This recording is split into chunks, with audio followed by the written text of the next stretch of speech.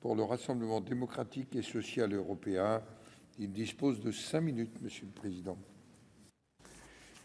Monsieur le Président, Monsieur le Premier Président de la Cour des comptes, Monsieur le Président de la Commission des finances, Monsieur le rapporteur général, mes chers collègues, avec les bouleversements dus depuis un an à la crise sanitaire, il est d'une certaine façon rassurant de retrouver cette échéance classique du printemps qu'est la publication du rapport public annuel de la Cour des comptes.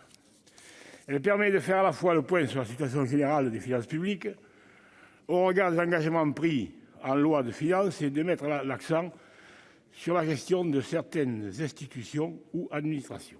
Je regretterai simplement la brièveté du délai imparti, moins d'une semaine, entre la publication du rapport annuel et la tenue de ce débat, qui ne permet pas d'effectuer une analyse très approfondie de ces quelques 1000 pages.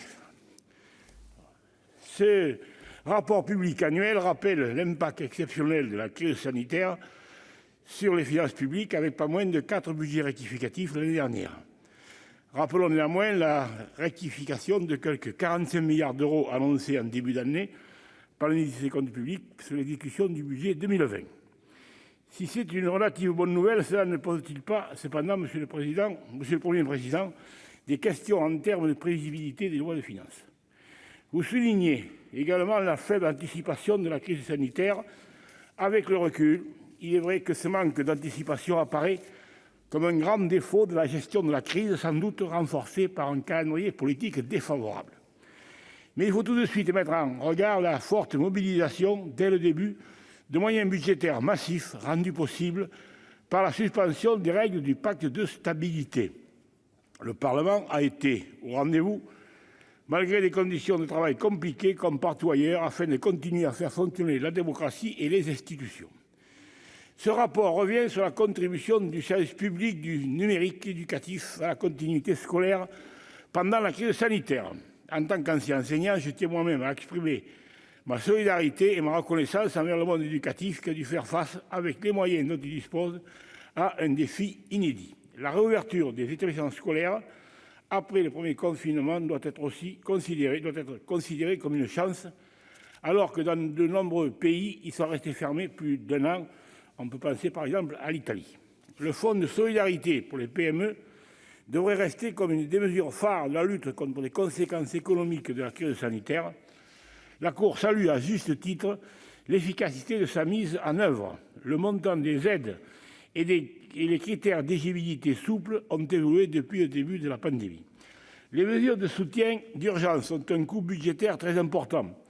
C'est pourquoi notre salut dépend d'autant de l'efficacité de la campagne vaccinale qui permettra de rouvrir progressivement les activités.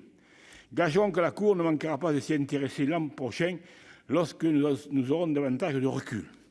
De nombreux secteurs économiques sont désormais fortement fragilisés. La Cour pointe la situation de la SNCF. C'est le cas des transports en général, avec l'aérien et même le maritime, comme on l'a vu hier lors du débat, ici même, sur les liaisons transmanche.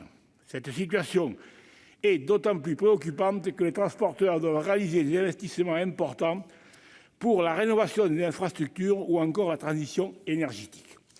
Un autre secteur très fortement touché est celui de l'hôtellerie-restauration.